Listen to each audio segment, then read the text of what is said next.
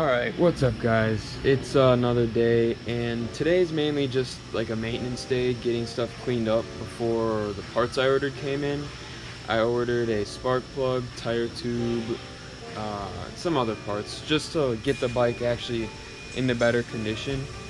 So yeah, let's get into it. Alright, first things first, I started taking apart the throttle, and everything is super gummy. The handlebar is really rusted. The inside of this throttle tube is also really sticky, and it just doesn't slide like it should. There's one little wire coming out. Well, not even 2 seconds after I ended the last video, I noticed this. So the throttle tube is broken, and I'm gonna need another one of those. No wonder it was sticky. That's another thing we gotta order. Alright, got the broken tube off, and you can just see how dirty it is. It's just terrible, broken, all brittle and cracked. You don't want to be using this. We're gonna keep on uncovering hidden problems. So far there's nothing with the brakes or the clutch cable, so let's hope it stays that way. The choke, I know the cable's fine. I checked it. Yeah, my spark plug's coming in soon, so I gotta make sure that that is cleaned out. I'll just blow it out with some air. And one last thing with my swing arm is I don't know if this is too much play. You can't really see it. It's not a lot, but I don't know if that's too much play or not, because it ends up swinging probably like 1/8 of an inch at the end. I'm just gonna leave it. If it needs something later, I'll just rip into it again. And last time I was working with the electronics, I accidentally broke this tab off, so I'll just have to tape it or something. Alright, so with the wiring, it is kind of a pain in the booty, but it's not as hard as I thought it would be. I'll show you why. So I pulled the wiring diagram out of the book, and it'll give you specific parts. So we'll take this plug, right? It has black, blue, and white, or actually blue and yellow, and orange. So see there. Black, blue, yellow, and orange. So you go to the color code chart, and yellow is Y, blue is L, so we have to look for something with B, then Y/L, and what was it, orange, so O. Okay, so there's only 3 wires going in, and they're the same on either end, so that would be, shoot, I can't find it. Okay, let's try another one, because I don't know why I can't find that one. Okay, perfect. This one, with red and white, and then, what is it, white and blue, and white and orange. It's a sky blue, so white and sky blue, white and sky blue. So W and SB. Maybe I'm stupid, but they disappear as soon as I touch it. Okay, you know what? Let's try one more. This one has white, white, white, white, white, white, and it's right here. It's this connection. So it's connected straight to the AC magneto, and also goes up to the rectifier and regulator. And if you trace it, you can see these wires go down into this tube here. You follow the tube, and these 3 wires come out into the rectifier and the regulator, which is right there. And you'll see it has white, white, white, red, white, white, white, red. So this wiring diagram, if you don't have it for your bike, get it, because if you have an electrical issue or something, and you know, like I'm missing my ignition switch, so this would help me like get it wired. Even though it's just a plug and play kind of thing, I'm making sure that I have all my stuff, it's all the right wires, the right colors, I'm not missing anything, and it'll kind of show me like where everything should go. So these are super helpful. I found this and I was like, oh wow, these come loose, and that is exactly what I need to take off to get these screws, the ones that used to be, or they still are loose. Those are the screws that I need to tighten. What I think may have happened is the guy that sold it to me may have just slapped the whole engine together. So I'm going to grab a 10mm socket and be right back. All right, got the socket, and oh, I already loosened that one. It honestly shouldn't be something that big. One thing I do have to work on though is my organization skills, because obviously I try to fix everything and then I get bored.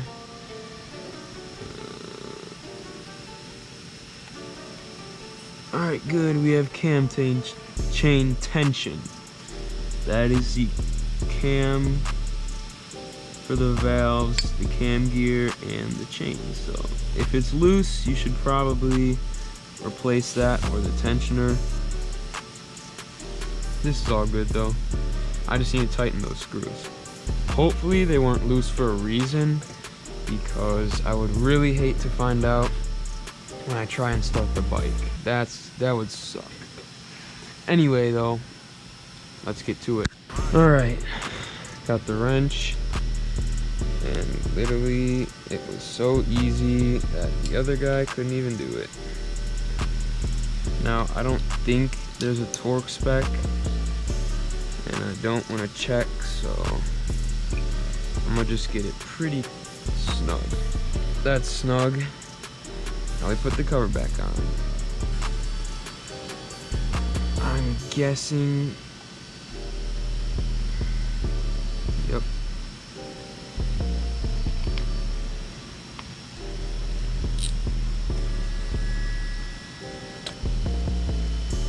And then try to snug them an equal amount so that you don't have any difference in them. So like, I know how hard I'm pulling with one finger, and it's the same. Yeah, so that's done. I'm so glad I didn't have to do anything else. Let's just check to make sure these are tight. I know that's the cam tensioner, so I'm not going to touch that since the cam chain's fine. The exhaust, I'll pull off another time. I'll just get it cleaned and see if I can take some rust off the stuff and paint it maybe. Ta-da! Our first part came in the mail, and it is a tire tube. So let's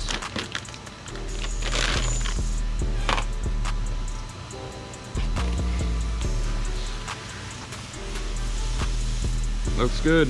Alright, if you know me, you know that I hate changing tires because my pit bike gave me a ton of trouble, and I hated constantly changing inner tubes because they would break. I finally bought some tire irons because I was tired of poking holes in my tubes with screwdrivers. So yeah, I'm gonna show you how to change a tire, or at least show you that this one can be changed. A tire tube, that is, and a tire, I guess.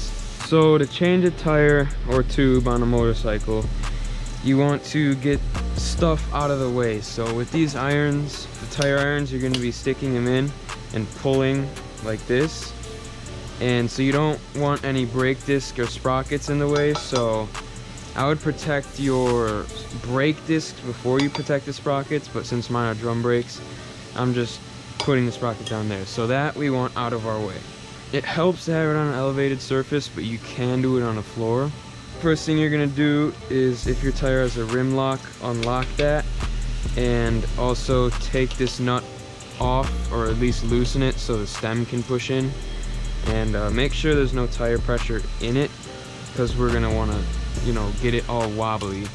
I really hate using these, but it'll work. So first, yeah, that stem is, oh, I think the stem broke. I think the stem is broken. Yeah, that doesn't feel like it's attached to anything. So we're gonna leave the nut on, loosen up this bad boy. And remember to save your parts. Not really anywhere specific, just save them. So now that our rim lock nut is off, let's start pulling off the tire. So what you want to do is kind of just reach in with the iron so you can feel it grab under the lip. Oh, shoot. Okay, this is going to be a lot harder than I thought. Okay, well, get the tire into the middle part, the lowest part of the rim, and then we'll start. You can see it has to hook in.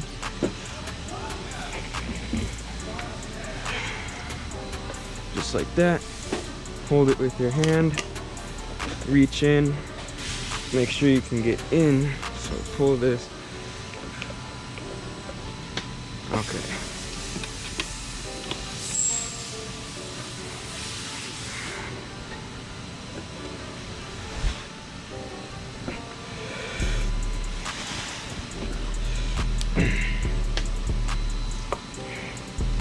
Now sometimes it's crazy hard to get your tire out of the rim.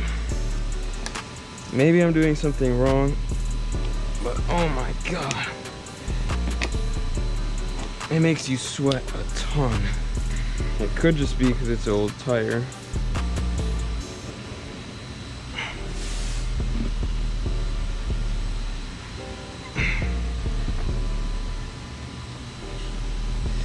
So we'll manage those.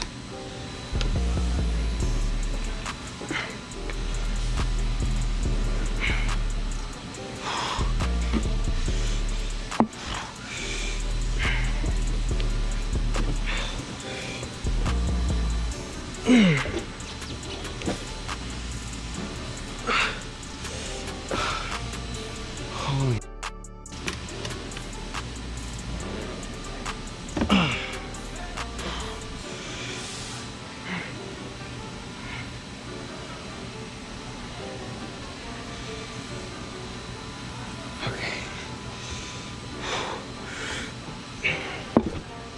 Okay, now this is out.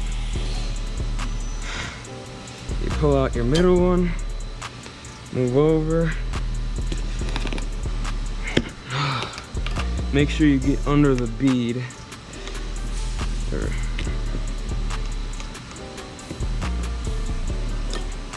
Which I can't even seem to do.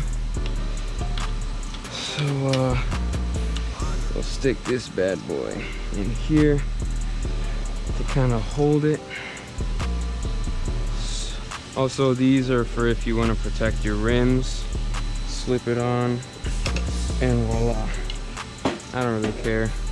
I will update you once I get the first bead off the rim. That was a huge struggle, and you do not want your tire to look like this.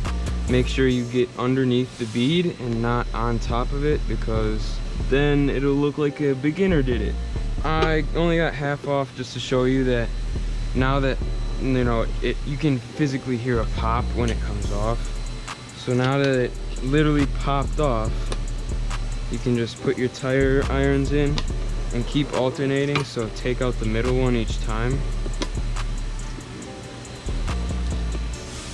So we'll stick that in, pop it out, and voila. So now this is all you need to actually get the tube out. Let's just this tire's really stiff. Here's this rim lock.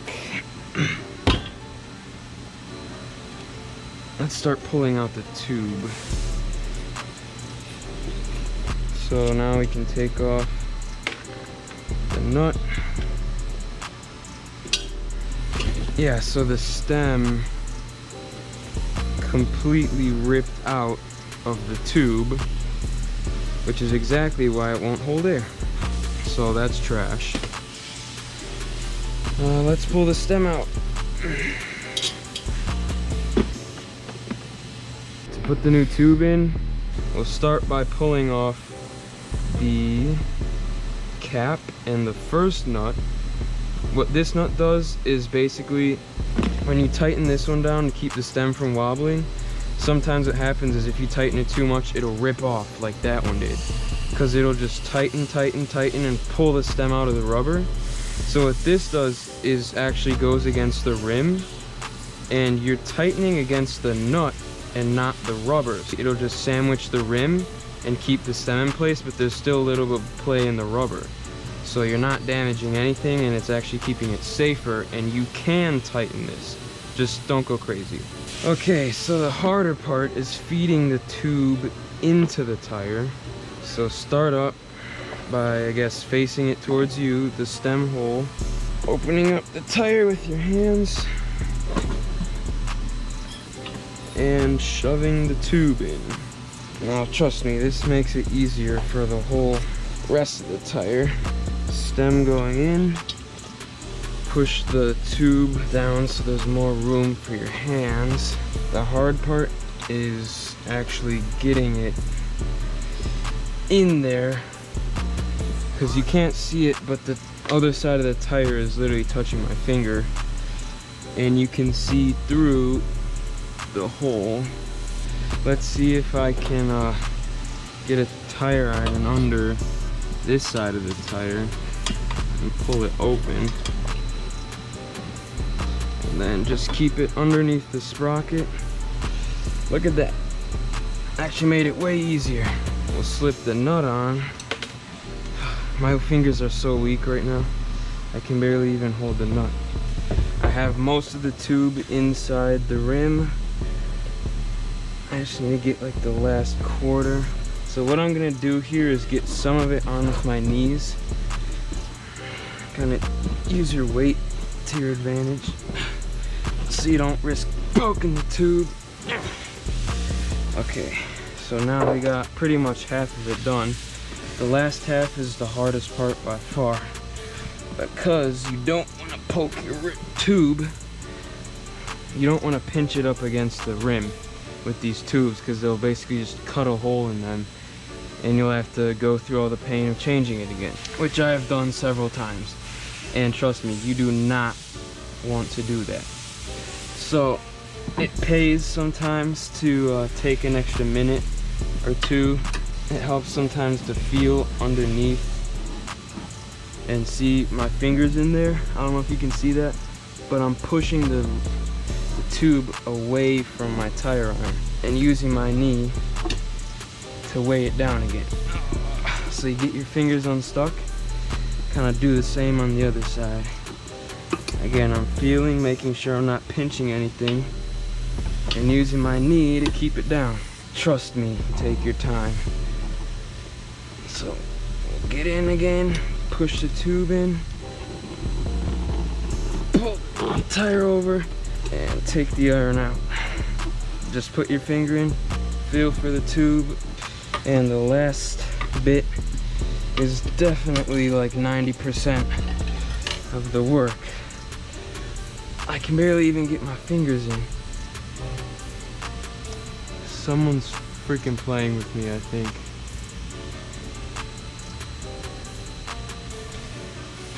Okay. Well, I gotta turn on the lights now. Someone's playing with me. We got Josh helping film the video. So here you go. Fingers in. Make sure you're not pinching the tube. It's so hard to move. Actually, this last part is probably where most people end up popping the tubes. Like, step on it really hard.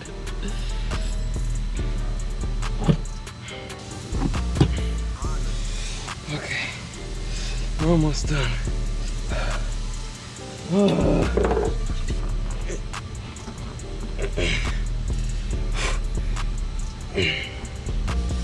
I don't want to pinch the tube.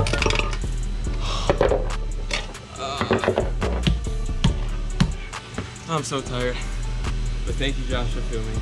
Holds pressure, no punctures. Everything looks good.